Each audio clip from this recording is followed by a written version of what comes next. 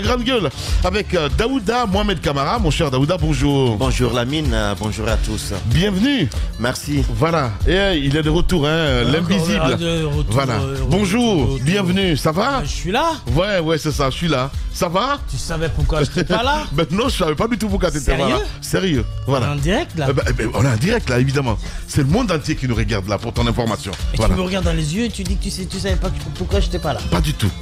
Mais t'es illisible, mon cher Roby. T'es un fantôme. Voilà. Allez. Il est là également, Kissi Foté, qui va nous rejoindre dans un instant. Mesdames et messieurs, à vous, téléspectateurs, vous pouvez réagir évidemment sur nos sujets. Vous partez sur X, je le disais tantôt, le hashtag espace GG. Sinon, le numéro, vous le savez très bien, reste inchangé, 00224 657 39 13 13. Sinon, ça se passe également aussi sur Telegram. Voilà, le code QR s'affiche juste là. Si vous scannez, vous avez la possibilité évidemment d'avoir les GG en direct à l'instant T. Mon cher Roby, on parle santé ce matin. Nous allons partir dans un instant du côté de Inyasdine, mon cher ami. Un fait nouveau, peut-être non, parce que j'étais interlocuté hier à la télé, parce que j'ai regardé le journal de 22h.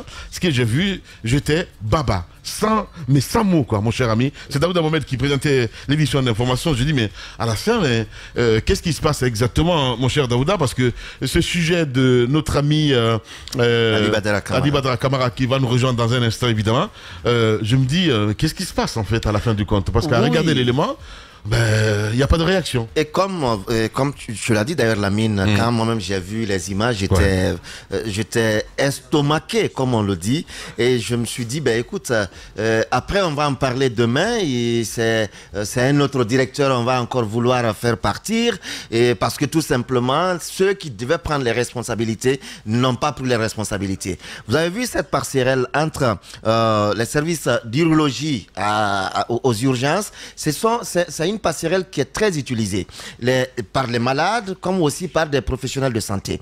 Et aujourd'hui, vous voyez que la passerelle, elle est sur le coup de céder. Elle est sur le coup de céder. Et qui sait qui pourrait bien être là quand la passerelle va lâcher? Cette question, moi, je me l'ai posée parce que quand j'étais sur le plateau, j'ai vu ces images. J'ai dit, tiens, ça, il faut bien qu'on sache encore qu'est-ce qui se passe. Parce que c'est sous le nez des autorités, parce que Koya, la dernière fois, on pouvait dire que non, c'est un peu distant de Conakry, mais quand on parle de Inyasdine, c'est quand même le plus grand centre hospitalier de notre pays. Et que ce soit dans cet état, au-delà, la mine de cette passerelle. Vous avez vu les autres images dans les toilettes également. Vous avez vu l'état des murs aujourd'hui. Vous avez l'état comment je vais le dire, des fenêtres. Ça n'a aucune image d'un hôpital qu'on pourrait appeler grand hôpital de notre pays. Aujourd'hui, je crois qu'il faut que le ministère de la Santé se bouge. Et si ce n'est pas directement le ministère qui doit passer à certaines rénovations, à certaines réhabilitations, que le ministère donne alors les instructions à la direction générale de cet hôpital. Ce qui a été fait. La direction se bouge. Ce qui a été fait, mon cher Daouda. J'ai regardé l'élément de reportage. Oui, mais comment on peut être encore dans cet état, Lamine? C'est l'autre question qu'il fallait se poser. À Inyasdine, la passerelle, tu n'as pas regardé, Roby, tu n'as pas regardé le reportage, mais si tu regardais le reportage, tout de suite, tu allais te voir sur la passerelle, tout de suite, que je suis sur la passerelle. Je suis avec un patient et tout de suite, elle peut lâcher. Voilà un peu le problème. Voilà. Allez-y, avant de donner la parole à Ali Badara. Je ne sais pas, la dernière fois, Djiba nous donnait... Tu peux parler dans le micro, s'il te plaît? Oui, la dernière fois, Djiba nous donnait la date de la construction de cet hôpital. Ça date du temps... Il a 120 ans aujourd'hui. 20 ans. 120 ans. Mais ailleurs, il n'y a plus de... voilà, c'est pas la raison. Les autres entretiennent. Non, attention. Les autres entretiennent. Nous, on n'entretient pas. Attention, Lamine, ce que tu oublies, tu vas me dire oui, mais c'est pas la raison. Les autres, il y a des bâtiments qui ont peut-être le même âge que 200 ans. C'est ce que tu veux me dire? Oui. Mais l'utilisation du bâtiment. Il y a des bâtiments qui ont le même âge que Inyasdine, qui sont même plus âgés que Inyasdine, mais qui servent soit d'habitation, où il n'y a pas de mouvement. Mais vous avez quand même un hôpital où chaque jour, vous comptez plus de 2000 à 3000 personnes qui vont. Les grandes gueules. C'est constamment utilisé. Et ce qui dit constamment utilisé, qui dit bien évidemment usé. Ce bâtiment ne répond plus aux normes. La dernière fois, je l'ai dit. J'ai dit, s'il faut le reconstruire, il faut le reconstruire. Il n'y a même pas question de rénovation. Parce qu'à l'époque, quand on construisait... Si, on peut rénover, mon cher Roby. Je continue, tu sais, on peut rénover. On peut rénover. Il n'y a pas une question de rénovation. On parle de la vétusté aujourd'hui, mon cher ami. Ce n'est pas seulement une question de vétusté dont je veux parler. Il y a question de quoi exactement? Ce que je veux dire... Ne polémique pas pour l'instant. On va regarder l'élément. Ce n'est pas une question de vétusté. C'est une question de quoi? Je sais que tu veux parler. La question de vétusté se pose. Les grandes gueules. La question de normes en tant qu'hôpital n'existe pas. À l'époque, quand on construisait Niasdine, il y a des technologies aujourd'hui qui n'existaient pas. Des technologies qui n'existaient pas et qui ne peuvent pas être installées dans un bâtiment pareil. Il y a des systèmes de câblage, je ne vais pas vous les apprendre. Tu es devant la technique tout le temps. Tu sais, c'est quoi? Il n'a pas de mots là en fait. Non. Là, il n'a pas de mots là. Il va droit dans le mur là. Mais alors là, pas du tout, mon cher Roby. C'est toujours ton désir de me voir aller dans le mur. Alpha Condé a dit il faut donner la parole aux gens. Quand même. Les grandes gueules. À quel genre? Réponds, écoute-moi. À quel genre? Qui ont quelque chose à dire. Donc moi j'ai rien à dire. Ce que je suis en train de dire, tu es complètement en train de le nier. C'est grave. Comment ça nier? Comment ça nier? Toi, au 21e siècle, comment ça nier? Tu nies aujourd'hui qu'un hôpital doit répondre à des normes. Je n'ai pas dit ça. Voilà, à des normes technologiques. Je n'ai pas dit ça. Quand tu dis qu'il faut tout raser. Oui, mais ce bâtiment ne répond pas. Mais si, Roby, on peut rénover. Là n'est pas la question. La rénovation, c'est quoi? La rénovation, c'est venir nous remettre tu parles de normes. Une nouvelle couche de peinture, changer les carrelages, renforcer la passerelle. Les grandes gueules. Ce que tu appelles rénovation. Moi, je parle de la reconstruction d'un hôpital. On ne peut pas reconstruire, on n'a pas d'argent. Voilà, c'est aussi simple que ça. Qui t'a dit ça? Les grandes gueules. Bien. Allez, Adi Badra est avec nous dans cette émission ce matin. Reporter Espace TV. Bonjour, Adi Badra. Bonjour Lamine et bonjour à tous. Bienvenue dans cette émission. Alors, on a regardé cet élément hier à la télévision. Le pourquoi, le reportage, s'il te plaît, Roby. Non, mais en plus, toi-même, tu es en train de construire le siège de Adafo et tu vas me dire que ça répond aux mêmes normes que ce bâtiment dans lequel nous sommes aujourd'hui. Ben non. Je peux? Non, c'est pas les mêmes choses parce que là-bas, tu sais ce que tu as fait comme innovation là-bas. Tu aurais pu le faire ici. Mais est-ce que le bâtiment répond à ces normes? Ce n'est pas mon bâtiment ici. Non, mais non, c'est pas la question. Est-ce que ça répond? De quoi? Aux normes. Mais quel bâtiment? Une nouvelle télé high-tech. Ici, mais non, c'est pas possible. Alors? Parce que c'est pas fait pour les télés. Merci. C'est pas fait pour les radios. Merci. Mais on parle d'hôpital là, mon cher ami. Non, ça a été su. Mais comment ça, tu viens de répondre? Il n'a rien à dire. Tu t'es mis. Tu t'es pris 2 tonnes de murs dans le visage. Allons-y, mon frère. Allez, Badra, bonjour et bienvenue. Il faut qu'il fasse son show en fait. Il n'aime pas perdre ce garçon. C'est ça le problème en fait. Voilà. Et je le connais très bien. C'est mon fils. Je connais ses boutons. J'appuie là et il s'allume. Voilà. Allez-y, Ali Badra. Pourquoi ce reportage? Aujourd'hui, l'hôpital national Niasdine est la structure de référencement des cas graves des différentes pathologies du pays. Ouais. Aujourd'hui, bien que Donka soit rénové, mais l'hôpital national Niasdine aujourd'hui accueille plus que Donka. Parce qu'à cause du coût et autres, les patients fuient et Donka pour venir vers les services de l'hôpital national Niasdine. Et aujourd'hui, cet hôpital a un siècle, 2 décennies, 120 ans. Le ministre m'a confié un jour dans un entretien, il dit à Ali Badra, l'hôpital national Niasdine, ce n'est pas un projet de rénovation, de reconstruction.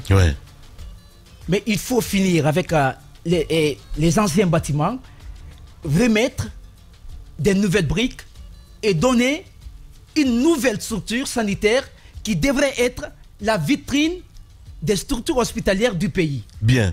Ce qu'on va faire, Ali Badra, si tu le permets, on va essayer de partir avec l'élément de reportage, évidemment, pour mieux élucider, pour mieux comprendre, évidemment, ce qui se passe du côté de Niasdine. C'est un élément de reportage signé Ali Badra. L'hôpital national Niasdine. Une situation préoccupante menace la sécurité des patients et du personnel. Depuis plusieurs mois, ce pont montre des signes d'affaissement, mettant ainsi en péril la sécurité des patients et du personnel. Les responsables de l'hôpital ont adressé des lettres au ministère de la Santé, exprimant leur inquiétude et demandent des mesures préventives. Mais aucune réponse n'a été reçue. Et ça a commencé vers la moitié du mois de juin. Ça a commencé, les morceaux ont commencé à tomber et au fur et à mesure que ça a duré, la fissuration s'est accentuée. Les autorités ont été interpellées. Ils sont venus, ils ont mis le support que vous voyez là. Et depuis, on attend que ça soit pris en charge, mais jusqu'à présent, pour le moment, c'est pas fait. Malgré l'installation de supports en bois, l'angoisse persiste parmi les usagers. Il est devenu urgent d'évacuer les deux services pour mettre à l'abri les patients hospitalisés ici. Le personnel, bien que conscient du danger, est contraint de continuer à assurer les soins, exposant ainsi leur vie et celle des patients. Nous ne pouvons pas ne pas travailler parce que si nous ne travaillons pas, nous faisons du tort aux patients qui n'ont pas où aller, sinon qu'ici. Mais bon, on accepte de travailler dans ce risque-là. On attend les autorités. Je crois que le chef de service a écrit. Nous estimons que dans ce pays, ils viendront peut-être. Face à cette impasse, la direction générale de l'hôpital a pris une mesure radicale en mettant hors service cet endroit critique en attendant une réflexion complète de la passerelle. Une décision qui souligne l'urgence de la situation et la nécessité d'une intervention rapide. Si nous ne travaillons pas, c'est pas quelqu'un que nous sanctionnons, ce sont nos malades que nous sanctionnons. Nous ne sommes pas prêts à sanctionner nos malades. Nous acceptons les conditions dans lesquelles nous travaillons, espérant que les autorités vont prendre conscience de la réalité et nous venir au secours. Et ce n'est pas seulement le pont qui pose problème ici. Nous sommes également dans le service d'urologie où les conditions d'hygiène sont déplorables. Les toilettes destinées aux patients et au personnel sont dans un état préoccupant, soulignant un besoin urgent de reconstruction et d'équipement. Les grandes gueules sur Adi Espace, également aussi sur Espace TV. Adi Badara, on vient de regarder cet élément de reportage évidemment, juste hallucinant. Oui, hallucinant Lamine Grassi, je ne me suis pas arrêté là. J'ai été reçu par le directeur général de l'hôpital, professeur Dadi, et je lui ai demandé s'il pouvait se confier à la presse, à Espace. Il m'a dit, c'est pas mon problème. Donc ils ont recruté des ingénieurs qui vont faire des études. Mais imaginez-vous, depuis près de 6 mois maintenant, la réalité est visible. Ouais, évidemment. On a vu les éléments, évidemment, quand on voit un petit peu Passerelle, soutenu par les bois, il faut le dire. Peut-être on peut revenir un petit peu sur les images à la télé. De l'autre côté, mon cher Tamba nous a rejoint. Mon cher Tamba, bonjour et bienvenue. Bonjour Lamine. Voilà. Bonjour à tous. Je comprends mieux la gravité, parce que hier tu me disais, mais bon, tu vas pas rentrer trop dans les détails là-dessus. Bon, ça c'est un des sujets de gravité que nous avons ce matin. L'autre, mais il va pas nous laisser sans larmes. Bien, on en viendra un peu plus tard. Mohamed Mara, bonjour. Bonjour Lamine. Voilà, bienvenue. Voilà. C'est très bien, merci pour ceci. Bonjour Lamine, bonjour à tous. Voilà. Et bonjour donc aux autorités du ministère de la Santé, desquelles nous sommes obligés de parler parce que ce qu'ils gèrent, c'est ce que nous avons de plus cher dans nos vies, c'est-à-dire d'abord nos états de santé. Ouais, la santé, c'est très important. Alors, qu'est-ce qu'on n'a pas dit dans cet élément de reportage? Tu le disais, on a écouté aussi ce monsieur que vous avez trafiqué un petit peu la voix à dire, ils ont quand même émis des soins pour rénover, ce passerelle. Pour l'instant, rien n'est fait de ce côté. N'en parlons pas des toilettes, parce que Daouda Mohamed Kamara le rappelait tantôt. Aujourd'hui, ils sont exposés. Et les patients qui fréquentent le service d'urologie et les patients aussi qui sont référés au service des urgences, ils sont tous exposés aux éventuelles conséquences d'un effondrement de la mine de ces deux services. Pendant ce temps, les autorités quand même de l'hôpital, de la structure sanitaire, l'hôpital national Ignasdine, qui ne fait pas honneur aujourd'hui à son homo, docteur Ignasdine, et sont restés inertes. Il faut le dire.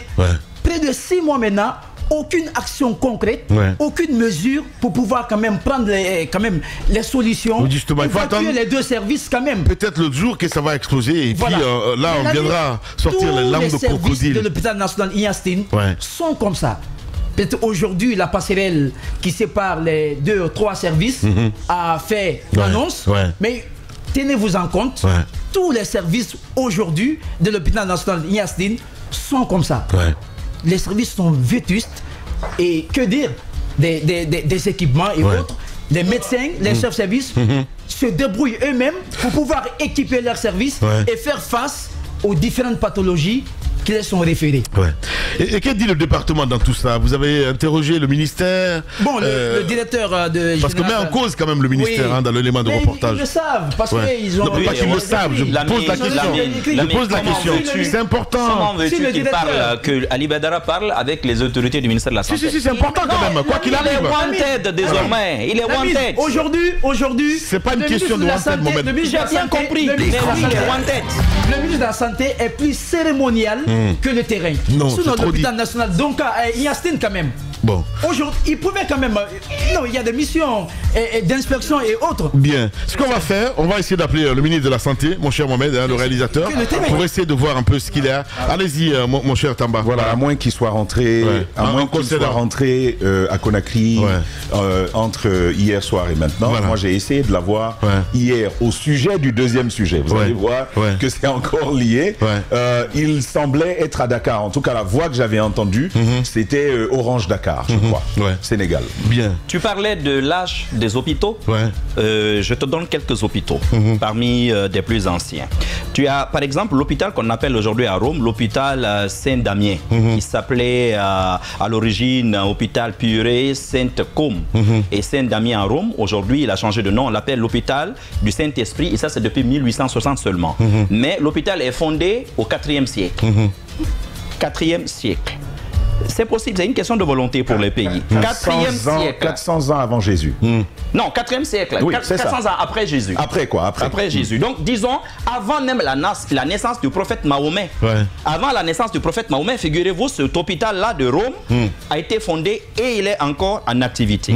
D'accord. Alors, en Afrique, tu as par exemple l'hôpital Et Caleb, qui est notamment en Algérie, qui est fondé au 9e siècle. Bien. Tu as l'hôpital. Ça rentre dans de bonnes oreilles. Oui. Voilà. Attends, on s'adresse à toi, hein. Attends, c'est une question de volonté. On peut bien travailler là-dessus. C'est possible. Tu as l'hôpital Al-Kairawan. Tu as l'hôpital Al-Kairawan qui existe en Tunisie, d'accord, dans la ville de Kairouan, dans la ville de Kairouan, et qui est fondé aussi au 9e siècle. Tu as l'hôpital Assiout qui existe dans la ville d'Assiout en Égypte, qui est fondée au 7e siècle. Donc ces établissements continuent encore de fonctionner. Justement. Et là, je ne te parle même pas il y a des hôpitaux qui sont 1000 fois plus vieux que notre hôpital, mais encore une fois, tout réside dans la montée. Il ne s'agit pas de dire non, c'est trop vieux, on ne peut plus l'utiliser. Non. Mais justement, on peut bel et bien les utiliser. Que ça rentre dans de bonnes oreilles. Mais tu sais, dans notre pays, on est en bon français, on appelle ça iconoclaste. Et c'est dommage. Vous vous souvenez quand Sékou Touré est décédé, la maison qu'il a habitée, qui était, si vous voulez, la résidence de tous les gouverneurs coloniaux successifs, les militaires sont allés raser la maison.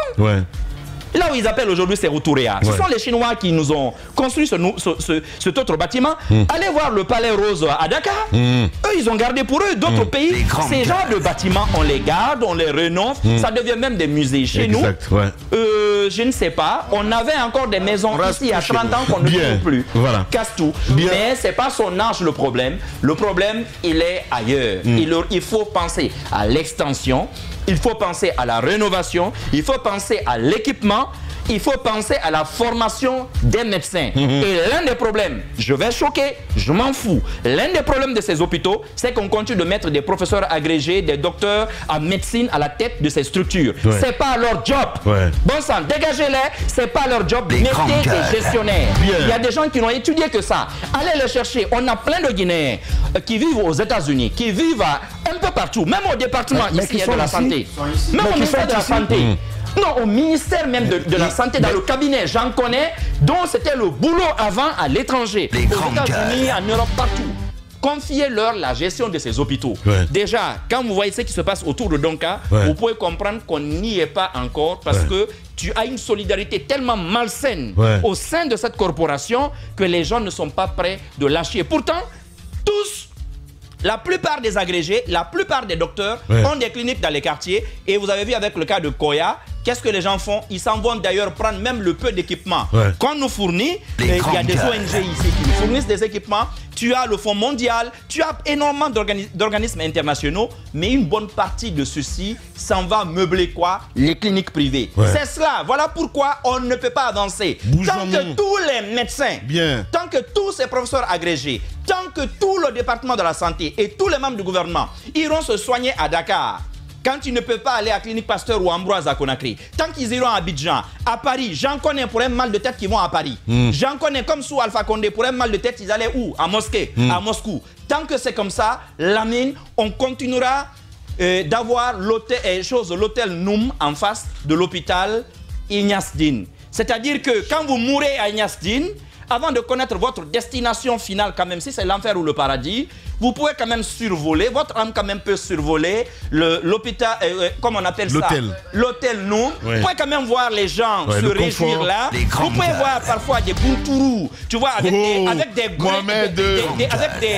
dos et des reins en or avec leur maîtresse. Vous avez quand même le loisir de les regarder avant une dernière fois de chercher le chemin du paradis, mais pas celui qui a chanté malheureusement Ablaye Mbaye. Bien, allez-y, c'est pas possible. Allez, vas-y, mon cher Roby. Je vais vous donner juste... Les chétans sont dans ce studio ce matin. Allez, franchement, vas-y. Si moi je devais être ce matin jusqu'un chétan quand il s'agit de parler de l'hôpital Ignace Dine, je ne sais pas si tu trouverais la dénomination. La différence, encore une fois, là où je ne suis pas d'accord avec une simple rénovation, je parle de reconstruction. Prenez la différence. Prenez l'hôtel là qu'on appelait, je sais pas, qui est au bord de la mer, derrière Sékou Touréa, Novotel. Ils ont parlé d'un projet de rénovation qui jusqu'à présent ne peut même pas commencer parce que ça demande beaucoup de... C'est pas le sujet. Attends, Lamine. Vas-y. Calme-toi. Tu as bu quel café? Calme-toi. Je te dis qu'il faut la rénover. Un CHU n'est pas un centre de santé. Un CHU n'est pas un hôpital banal. De nos jours, les hôpitaux de ce Takabi répondent à des normes standards. Il faut par exemple mettre des systèmes d'aération. Il faut par exemple qu'il y ait des appareils de nouvelles technologies pour détecter un certain nombre. C'est d'abord un centre de formation pour les médecins. C'est à ça que ça sert. Les grandes gueules. On a donc quand même, mon cher Roby, là. L'urgence qui est là. Non, mais attendez, les gars, quand même. Il ne faut pas qu'ils confondent. C'est ça le problème. Il ne faut pas qu'ils confondent. Non, mais tu comprends très bien. On parle du passerelle. On parle du passerelle, mon cher Roby. Dès que je parle, voilà. On parle du passerelle. Oui, mais non, on ne parle pas seulement que de passerelle. On parle de l'hôpital Ignace Dine. Tu n'as pas été voir. Le reportage, c'est sur la passerelle seulement, mais va voir les conditions dans lesquelles les malades sont. Tu auras pitié. Tu auras pitié. Tu as vu les images des toilettes? Non, laisse-les. Moi, je veux bien les défier. Ils n'ont qu'à tout laver au Javel, mais cet après-midi, qui nous invite à une visite là-bas. Non, arrête, j'ai quelque chose à boire. La volonté des autorités de l'hôpital ne suffit pas à maquiller tout ce qu'il y a là-bas. Mohamed, s'il te plaît, j'ai quelque chose à boire. Donc arrête de parler des toilettes parce qu'on a vu les images. Ce que je veux dire, c'est là-bas les patients. Voilà, oui, CHU Donka égale à CHU Ignace Dine. Autant la rénovation de Donka a obéi à un certain nombre d'équipements, etc., qui jusqu'à présent ils ont du mal à utiliser. Ce bâtiment d'Ignace Dine ne peut pas abriter des équipements pareils parce que depuis 100 ans, depuis 100 ans, ce sont des équipements qui n'existaient pas, qui n'avaient pas été créés. On vous parle d'un centre de formation. Ce n'est pas seulement un centre de guérison et de consultation.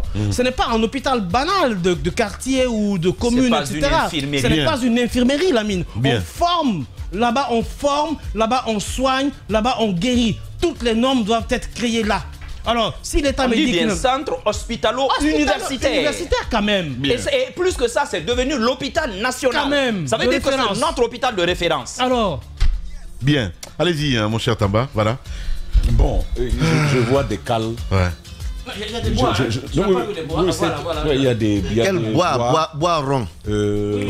C'est pour empêcher en fait que les gens passent par là. Voilà. Au moins, on a protégé un petit peu. Non, ici, c'est mais Lamine, tu es terrible ce matin. Comment ça, je suis terrible ce matin? Mais regarde, tu regardes ça et tu rigoles, quoi. Comment ça, je rigole? Il dit non, c'est pour empêcher les gens de parler. Évidemment, non, pas pour empêcher les gens de passer par là. Tu es assis tout bonnement, voilà. Tu n'es pas pas pour saluer quelqu'un. Tu n'es pas émotif. Je me suis jamais soigné à Ignasdine. Voilà. Donc on comprend mieux. On comprend mieux, monsieur. Je comprends. On comprend mieux, monsieur le Français. Même ton Doliprane arrive de Paris. Voilà. Laisse-nous parler. C'est cela. Donc laisse-nous parler. Nous, on y envoie nos parents, on y envoie nos vieux qui arrivent du village. Nous allons nous y soigner, monsieur le Français. Là. Et d'ailleurs, ce sont les Français qui nous ont laissé cet hôpital. Nous disons que nous sommes indépendants. On dit qu'on est indépendant et on n'est pas fichu d'avoir un peu honte de présenter ceci là comme étant notre hôpital de référence. C'est une petite honte quand même. La vérité, je vous l'ai dit la dernière fois, quand on parle de Corée, il faut un vrai plan Marshall. Non, il faut un vrai plan Marshall, Lamine. Nous devons décréter des urgences. Il faut qu'on soit un pays structuré. Qu'on se dise, les 3 prochaines années, certes l'État a des priorités, mais la construction de nouvelles infrastructures sanitaires et hospitalières devient la priorité des priorités sur le budget national de développement. On décrète un plan Marshall. D'accord. Moi j'aurais compris, il y aurait eu moins de problèmes si, en disant par exemple, les 5 000 milliards que nous allons pomper sur les banques, c'est pour la construction des hôpitaux. Tu n'aurais entendu personne crier dans ce pays. Tu n'aurais entendu personne crier dans ce pays. La dernière fois, je poussais cette boutade. Tu te rappelles, on était sur le parking de Noum. On regarde le Noum, on dit, mais lui-même, ce bâtiment, même si on se respecte, pourquoi l'État ne le rachèterait pas au privé pour en faire tout simplement un hôpital? Pourquoi ne pas y penser? Parce que si la construction de l'hôpital peut aller plus loin, en attendant, on y envoie des malades et on refait Ignasdine. Mais Lamine, il faut un plan Marshall. Et là, ce n'est plus au niveau des médecins. Ce n'est plus au niveau des gestionnaires même des hôpitaux. Ça, c'est au niveau à la tête de la pyramide. Ça, c'est au niveau du chef de l'État et du ministre de la Santé. Moi, j'aimerais même voir un ministre d'État ici chargé des questions de santé, mais pourvu qu'il ait une vision. On en a marre des beaux discours, on en a marre des gens qui nous roulent le français et l'anglais. Ils sont en costard, ils sont tout le temps en bassin amidonné, mais bon sang, ils sont là depuis 2 ans. La construction des hôpitaux régionaux, où on en est? Ça continue de nous traîner. Les centres des dialyse, où on en est? Lamine, les gens aujourd'hui ont des problèmes de reins dans ce pays parce que les faux médicaments remplissent nos pharmacies, parce que les faux médicaments remplissent les marchés. Les gens, les reins sont rincés dans ce pays.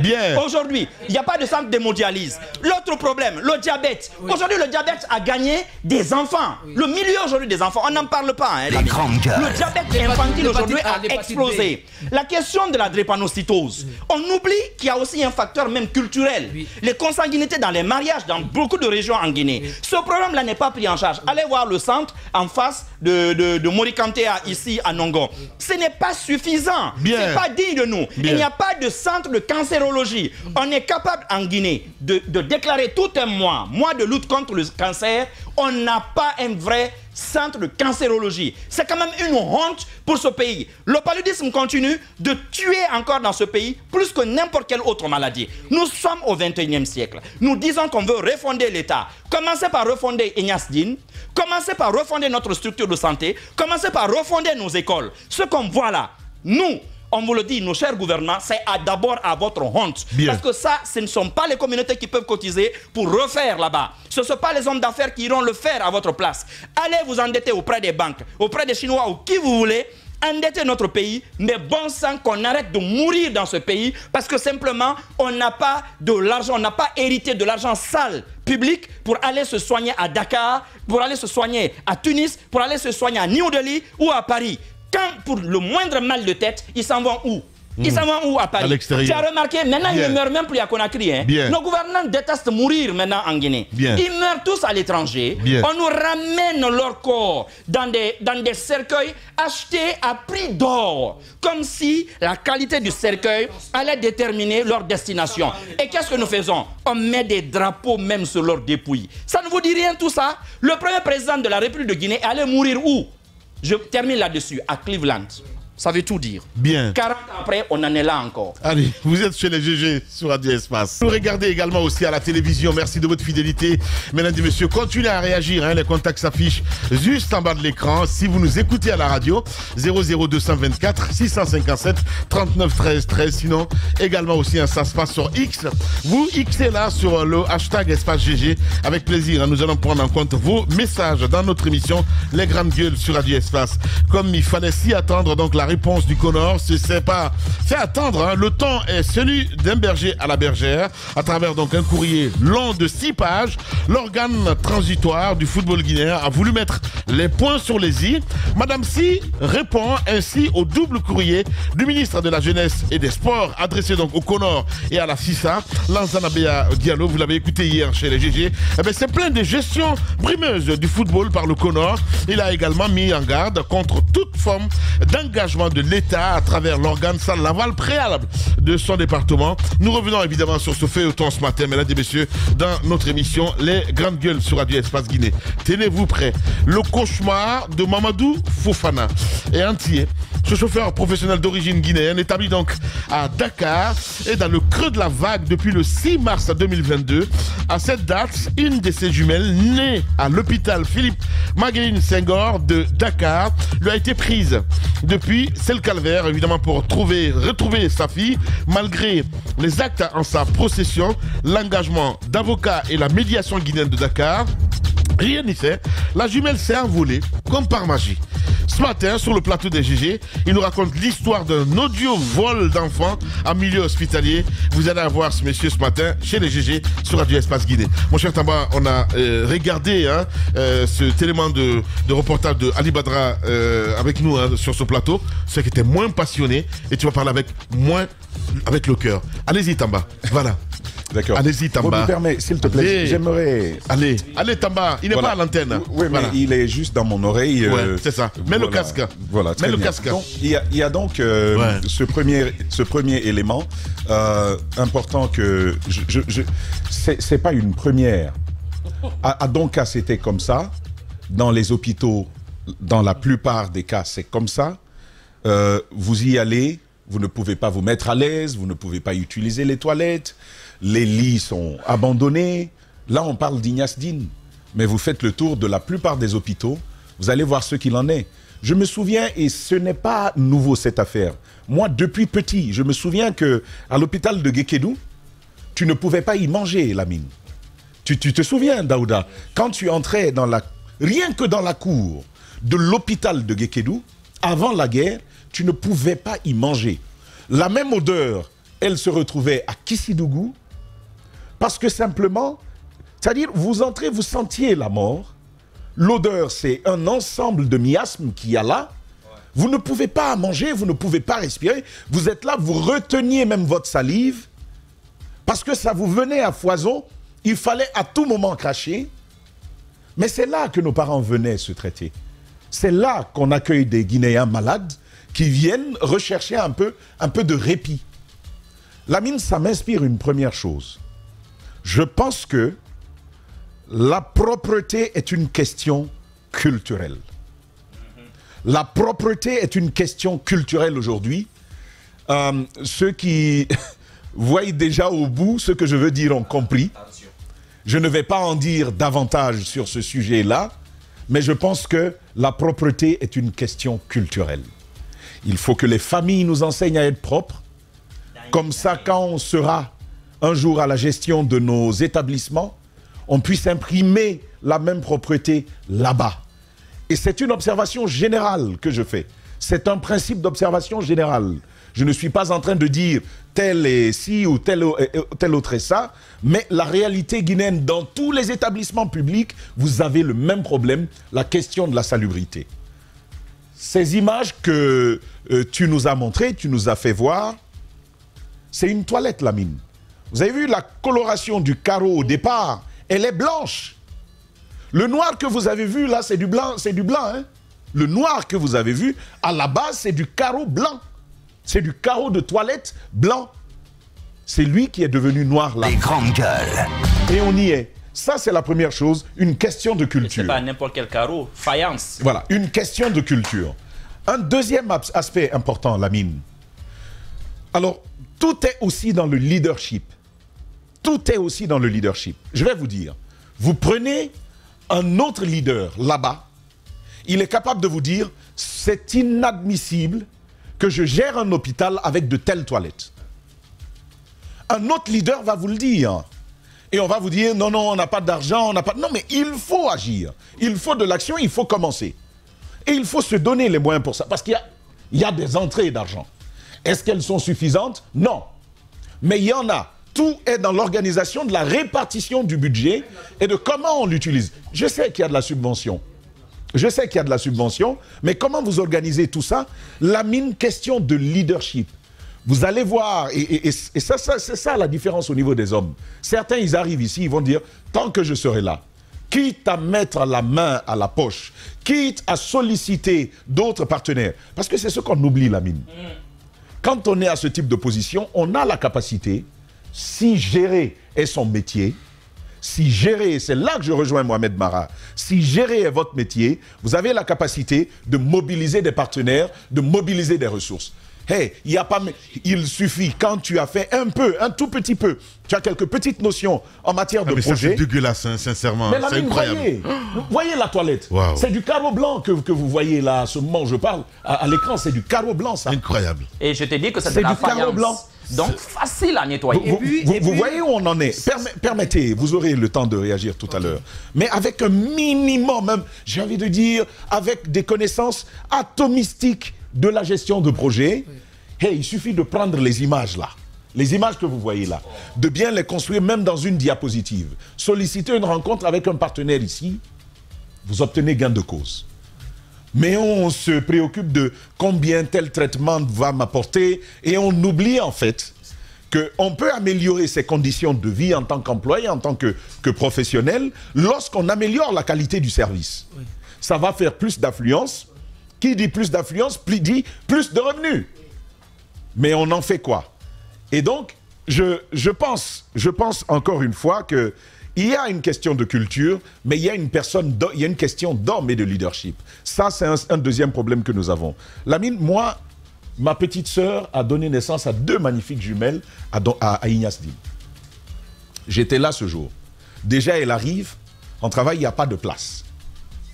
Une dame qui attendent des enfants, imaginez ce moment, une grossesse à terme, une grossesse jumellaire, elle arrive là, gémellaire pardon, elle arrive là, et puis on dit il n'y a pas de place, madame, asseyez-vous en attendant ici. Bon, on la met dans une salle, on vient dire non, il n'y a pas de place ici, sortez.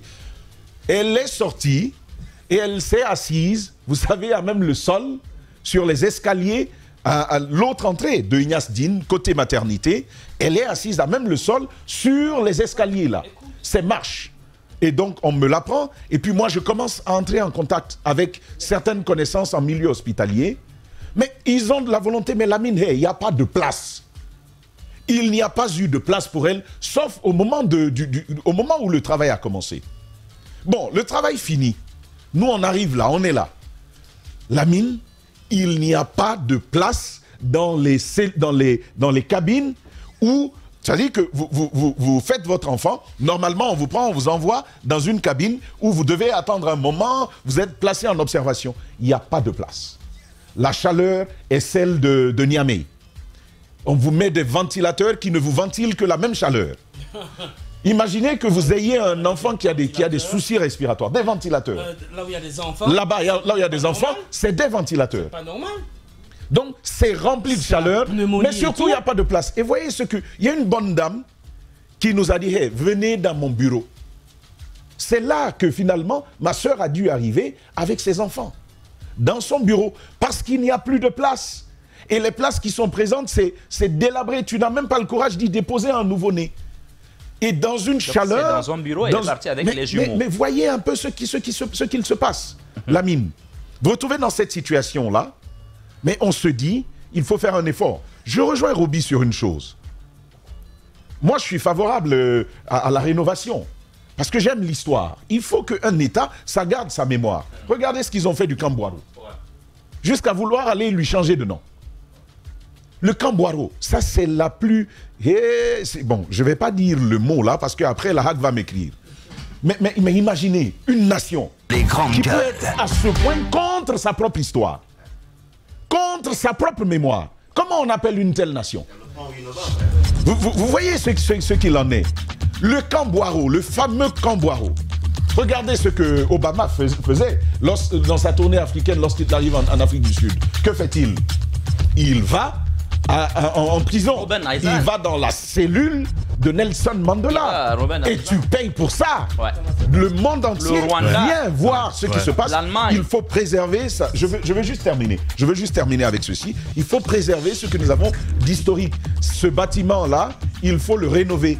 Mais je pense que les images parlent beaucoup mieux que ce que je peux en dire. Et je termine, Lamine, avec une observation. Regardez la Guinée. On ne pense pas loin, hein? On ne pense pas loin. Je vous donne un exemple. Le siège de l'Assemblée nationale. Vous savez où il est en train d'être construit?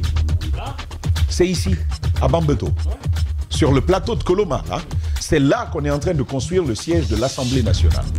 C'est-à-dire on va aller l'étouffer là-bas, au milieu d'autres services. Bien. Alors que, Lamine, on aurait dû trouver un espace et construire ça pour des centaines d'années à venir.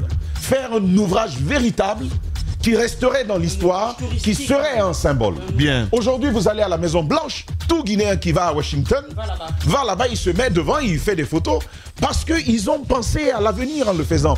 La résidence du Premier ministre, on en parlait quand j'ai dit que 6 milliards, c'était trop peu. Pourquoi?